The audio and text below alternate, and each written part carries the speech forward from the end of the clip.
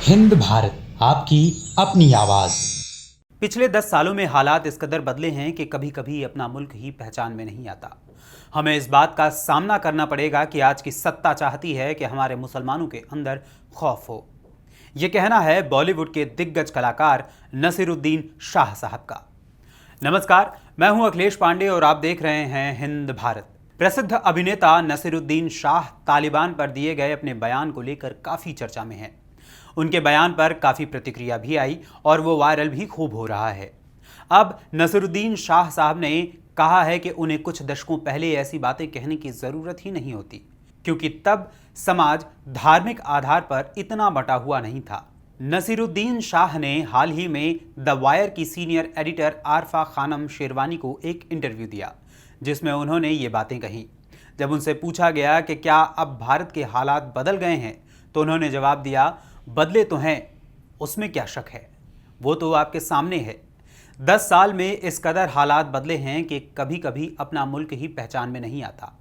जैसे कि कुणाल कामरा ने कहा कि जो बातें 4 ड्रिंक पीने के बाद कही जाती थीं, वो बातें अब सुबह ही कॉफ़ी के बाद कहती जाती हैं। देश के अल्पसंख्यक मुस्लिम समुदाय पर बात करते हुए उन्होंने कहा, हमें इस बात का सामना करना पड़ेगा कि आज की सत्ता चाहती है कि मुसलमानों के अंदर खौफ हो। वो चाहते हैं कि हम डरें, और सबसे बड़ी गलती हमारी ये होगी अगर हम डरने लगें। डर हमें दिल से निकाल देना चाहिए और हमें फ़क्र होना चाहिए कि ये मुल्क हमारा है, यहाँ से हमें कोई खदेड़ नहीं सकता। अब नसीरुद्दीन साहब की इन बातों के पीछे कहने की वजह कुछ भी हो सकती है।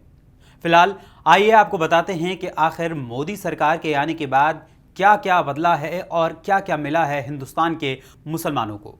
मोहम्मद अखलाक से लेकर रकबर खान तक साल 2014 से 2018 तक मॉब लिंचिंग के 134 मामले हो चुके थे, और एक वेबसाइट के मुताबिक इन मामलों में 2015 से 2018 तक लगभग 68 लोगों की जानें जा चुकी थी। इनमें दलितों के साथ हुए अत्याचार भी शामिल थे। इसके अलावा आपको याद ही होगा कि अभी पिछले ही महीने यानी अगस्त 2021 में इंदौर के हिंदू बाहुल्य वाले क्षेत्र में चूड़ी बेचने वाले एक मुसलमान युवक की पिटाई हुई, और उसके अलावा कई जगहों पर जबरदस्ती जय श्री राम के नारे भी मुसलमानों के द्वारा बुलवाए जाने के मामले सामने आए थे। इसके अलावा बात करें कोरोना काल की, तो जब कोरोना काल की पहली लहर आई थी तो ये अफवाह फैलाई गई कि मुस्लिम के द्वारा कोरोना फैल रहा है। इसके गंभीर और विध्वंसक परिणाम भी हुए हैं। कई निर्दोष मुसलमानों की लिंचिंग भी हुई। रेहड़ी लगाने वाले मुसलमानों को गलियों से खदेड़ा गया, उन पर हमले हुए। लेकिन दुर्भाग्यपूर्ण यह रहा कि उस समय प्रधानमंत्री और गृहमंत्री हमेशा की तरह चुप्पी साधे रहे। अब बात करते हैं मुसलमानों के लिए किए गए मोदी सरकार के अहम फैसलों की, जो मुस्लिम समुदाय के हित के लिए किए गए मुख्य कार्य रहे हैं। तो मुस्लिम के हितों के लिए किए गए मोदी सरकार के कुछ अहम निर्णयों का सारांश इस तरह है। अल्पसंख्यकों के लिए 2013 और 2014 में 3,511 करोड़ रुपए के बजट को बढ़ाकर 2019-2020 में 4,700 करोड़ रुपए कर दिए गए हैं। संसद से 3 तलाक को खत्म करने का कानून बनाकर करोड़ों महिलाओं को इस कुरीति से बचाने का काम किया गया है। पीएम मोदी ने देश के मुसलमानों के लिए सऊदी अरब से आग्रह कर हज कोटे को 2 लाख तक बढ़ा दिया। नरेंद्र मोदी सरकार ने हज यात्रा पर लगने वाली जीएसटी को 18% से घटाकर 5% कर दी।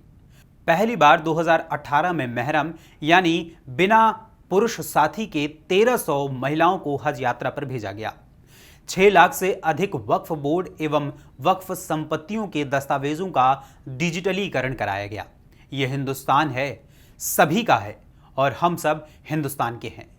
इस देश की मिट्टी हिंदू मुस्लिम का भेदभाव नहीं करती, बल्कि सभी को एक ही प्रेम देती है। इस खबर में फिलहाल इतना ही। देश दुनिया की तमाम खबरों के लिए जुड़े रहें हमारे साथ, ओनली ऑन हिंद भारत, आपकी अपनी आवाज। देश दुनिया की तमाम खबरों के लिए देखते रहें हिंद भारत। लाइक, सब्सक्राइब और शेयर करना ना भूलें।